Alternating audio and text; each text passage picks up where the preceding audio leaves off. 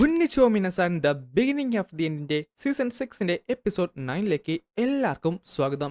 എല്ലാവരും ചിലപ്പോൾ ഈ ഒരു എപ്പിസോഡിനുവേണ്ടി കാത്തിരിക്കുമായിരിക്കും എന്ന് എനിക്കറിയാം. പക്ഷേ എന്തായാലും ഇത് വലിയ സ്പീഡിൽ പോയിട്ട് കാര്യമൊന്നുമില്ല. കാര്യം ഓരോ വീക്കിൽ ഓരോ ചാപ്റ്റർ അതാണെങ്കിൽ ഇപ്പോൾ അത്ര ഇൻട്രസ്റ്റിംഗ് ആയിട്ടുള്ള പോകുന്നത് നിങ്ങൾ പലരും പറയുന്നുണ്ട്.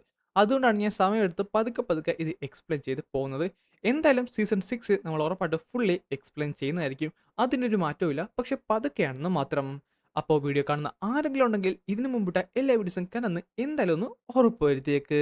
അങ്ങനെ ഈ എപ്പിസോഡ് തുടങ്ങാൻ നേരത്ത് ഗ്രേ ആട്ടെ പെട്ടെന്ന് അവിടേക്ക് ഓടി വരുന്നുണ്ട്. ഹലോ ഹലോ നിക്കോ. ഗ്രേ, എടാ എന്ത് പറ്റിയടാ, എന്ത് പറ്റി? ഇല്ല, എനിക്കറിഞ്ഞൂടാ എന്താ സംഭവിച്ചെന്ന്. പക്ഷെ ഞാൻ കുറച്ച് ദിവസത്തിന് മുമ്പ് നോക്കിയതായിരുന്നു. അപ്പോ അപ്പോ കുഴപ്പമൊന്നുമില്ലായിരുന്നു. ആ ഒരു കീ റിസ്ട്രെയിനർ അതിനെന്തെങ്കിലും പറ്റിയതായിരിക്കും. എടാ ഇതെല്ലാം എന്റെ തെറ്റാണ്. നിക്കോ, ഒന്ന് സമാധാനപ്പെട്. എന്താണ് നിന്റെ തെറ്റി? എനിക്കൊന്നും മനസ്സിലാവുന്നില്ല. എടാ സെലീലിയ, അവളാണടാ. അവളുടെ ആ ഒരു ആക്സിഡന്റ് ഉണ്ടായടാ. ഗ്രേ, നിനക്ക് നിനക്ക് എവിടേക്കൊന്ന് വരാൻ പറ്റുമോ? എത്രയും പെട്ടെന്ന് സ്കൂളിലേക്കൊന്ന് വരാൻ പറ്റുമോ? എൻഫോഴ്സേഴ്സ് ഇവിടേക്ക് വന്നിട്ടുണ്ട്. അവർ പലർക്കും ചോദ്യങ്ങളൊക്കെ ചോദിക്കുന്നുണ്ട്. എനിക്ക് പേടിയാവുന്നടാ, എനിക്ക് നന്നായിട്ട് പേടിയാവുന്നു. അവരെങ്ങാനും അവളെ കൊണ്ടുപോയി കഴിഞ്ഞാ പ്ലീസ് ഒന്ന്. സെലീലിയ, അവൾ ജീവനോടെ ഉണ്ടല്ലോ. അവൾക്ക് കുഴപ്പം? അവൾക്ക് കുഴപ്പമൊന്നുമില്ല, അവൾ ഓക്കെയാണ്. പക്ഷേ ഇവളെ തടങ്കിലാക്കി എന്ത് ചെയ്യൂടാ? അത് മാത്രമല്ല, ഇത് ശരിക്കും മോശമാടാ. ഇവിടെയുള്ള ഒരു അഡ്മിനിസ്ട്രേഷൻ ബിൽഡിംഗ് കംപ്ലീറ്റ്ലി ഒരു പകുതി ഭാഗം കംപ്ലീറ്റ്ലി പോയിരിക്കുന്നു. ഈ സമയത്ത് ഗ്രേ മനസ്സിൽ ആലോചിക്കും ചെയ്യും. അല്ല, ഞാനിപ്പോൾ പറഞ്ഞാലും ലേഡി വിറ എന്നെ വിടുമെന്ന് തോന്നുന്നുണ്ടോ?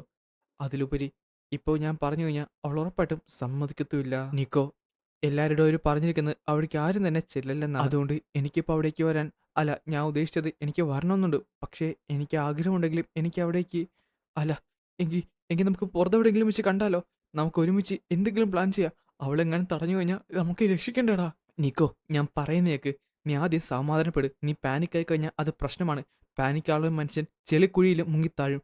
പക്ഷേ നമ്മൾ സമാധാനത്തോടെ ഇരുന്ന് കഴിഞ്ഞാൽ നടുക്കടലും നമുക്ക് വേണമെങ്കിൽ നീന്താൻ സാധിക്കും. സോ സമാധാനപ്പെട്. എനിക്ക്, അല്ല, നമുക്കെങ്കിൽ കാണാൻ. നിക്കോ, എന്നോട് ക്ഷമിക്ക്. എനിക്ക് ക്ലാസ്സസ് ഉണ്ടടാ. ഇപ്പം എനിക്ക് അവിടേക്ക് വരാൻ പറ്റത്തില്ല. ഞാൻ പറയുന്നത്, തൽക്കാലം നീ ഇപ്പോൾ ഒന്നും ചെയ്യാൻ നിൽക്കണ്ട. നീ തൽക്കാലം അവിടെ നിന്നൊക്കെ ഒന്ന് മാറി നിൽക്കി. കാര്യങ്ങളിലൊന്നും വലിയ പ്രശ്നം ഉണ്ടാകുന്നില്ല. എന്തായാലും ഇങ്ങനെയൊക്കെ സംഭവിച്ച സ്ഥിതിക്ക് സെലീന അവരെന്തായാലും നോട്ടീസ് ചെയ്യും. അങ്ങനെയാണെങ്കിൽ ചിലപ്പോൾ അവരവളെ ഹെൽപ്പ് ചെയ്താലോ? നീ നാലിച്ച് നോക്കിയേ. ഇനി അവൾ ഒരിക്കലും നമ്മുടെ അടുത്ത് റിലേ ചെയ്യേണ്ടി വരത്തില്ല. അല്ലെങ്കിൽ നീ ഉണ്ടാക്കിയ ആ ഒരു മിഷീൻ്റെ.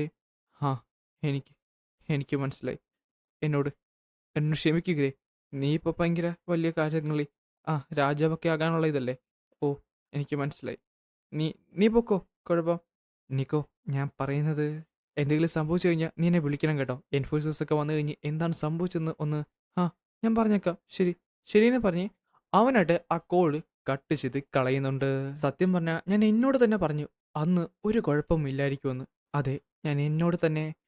എന്നാൽ എനിക്കിപ്പോൾ അറിഞ്ഞൂടാ. ഈ മെമ്മറീസ് അത് ഞാൻ ഒരിക്കലും മറക്കാത്തതാണ്. പക്ഷേ ഇതിപ്പോൾ വീണ്ടും വീണ്ടും. ഇതേ സമയം പിന്നെ കാണിക്കാൻ ആ ഒരു ടോർച്ചർ ഹാളാണ്. അവൻ പറയും ചെയ്യും, ഇന്നെന്തായാലും മതി. നീ തൽക്കാലം ഇവിടെ വാഷപ്പെട്ടിരുന്നോ, ഞാൻ എന്തായാലും ഇറങ്ങുമെന്ന് പറഞ്ഞ് അവൻ നേരെ പുറത്തേക്ക് പോകുവാണ്. പെട്ടെന്നാണ് അവിടുന്ന് ഒരു സാധനം അവൻ്റെ നേരെ പാഞ്ഞ് വന്നത്. അവനാട്ടെ ഞെട്ടി പോവുകയും ചെയ്യും. പിന്നെ കാണുന്നത് അവൻ്റെ കയ്യിലുണ്ടെന്ന ആ ബക്കറ്റും ആ ടോർച്ചർ ചെയ്ത ടൂൾസ് എല്ലാം നിലത്ത് കിടക്കുന്നതാണ്. അങ്ങനെ പിറ്റേ ദിവസം രാവിലെ ആയിട്ടുണ്ട്. ആർത്തറായിട്ട് രാവിലെ അവിടേക്ക് ചെല്ലുകയാണ്.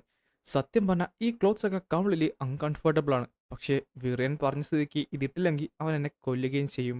എനിക്കറിഞ്ഞൂടാ, കഴിഞ്ഞ കുറച്ച് ദിവസത്തിന് മുമ്പാണ് അവസാനം ഞാൻ ആ സ്വപ്നം കണ്ടത്. പക്ഷേ ഇപ്പോൾ അത് വീണ്ടും വീണ്ടും.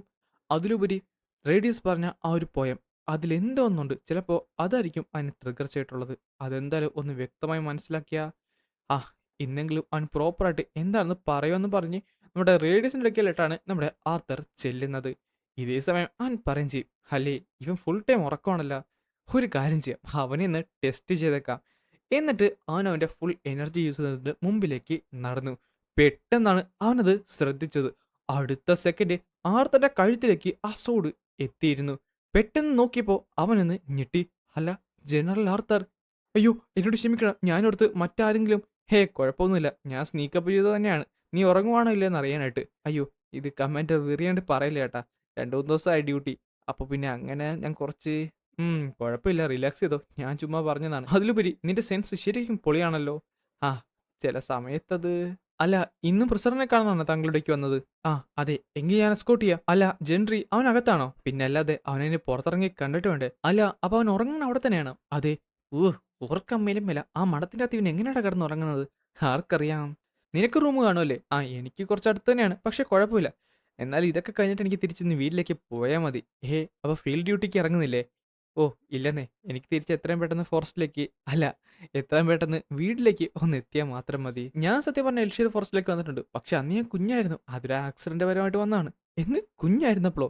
സാധാരണ ഒരു മനുഷ്യരും അങ്ങനെ അവിടേക്ക് വരാൻ നിർത്ത് സർവൈവ് ചെയ്യാറില്ല. ആ, അതൊക്കെ ഒരു കഥ. നിന്നെ അവരെന്താ ഡിമോട്ട് ചെയ്തതെന്ന് പറഞ്ഞാ ഞാൻ ഈ കഥ പറയാം. അപ്പൊ രണ്ടുപേരും ഇത് പരസ്പരം അറിയത്തില്ലെന്നല്ലേ നീ പറഞ്ഞു വരുന്നത്? അങ്ങനെ അവർ ചിരിച്ചുകൊണ്ട് അകത്തേക്ക് കയറി. ദേ കിടന്നുറങ്ങണ വേണ്ട. പെട്ടെന്ന് ആർത്തർക്കുട്ടി, ആരാ ആരാ അവിടെ? ഏ ജനറലോ? അല്ലേ, ഞാൻ എന്ത് ഭാഗ്യം ചെയ്തിട്ടാണ് ജനറൽ എന്നെ ഉറക്കത്തിൽ നിന്ന് എഴുന്നേക്കുന്നത്? ബാ, തിരിച്ചെന്നകത്തോട്ട് പോണം, അവനോടൊന്ന് സംസാരിക്കാനുണ്ട്. ഓ, തീർച്ചയായും. എന്നോട് ക്ഷമിക്കണം കേട്ടാ, ഞാൻ വീണ്ടും കൗൺസിലിനെ ഇവിടേക്ക് വിളിച്ചെന്നൊക്കെ എനിക്കറിയാം. അതിലുപരി ആ ഒരു ട്രൈറ്റർ എന്തെങ്കിലും സംസാരിക്കുമെന്ന് എനിക്ക് ഉറപ്പായിരുന്നു. പിന്നെ അത് കുഴപ്പമില്ല. എനിക്കും കുറച്ച് ചോദ്യമുണ്ടെന്ന് പറഞ്ഞപ്പോൾ അവർ 3 പേരും ഞെട്ടിത്തെറിച്ചുപോയി.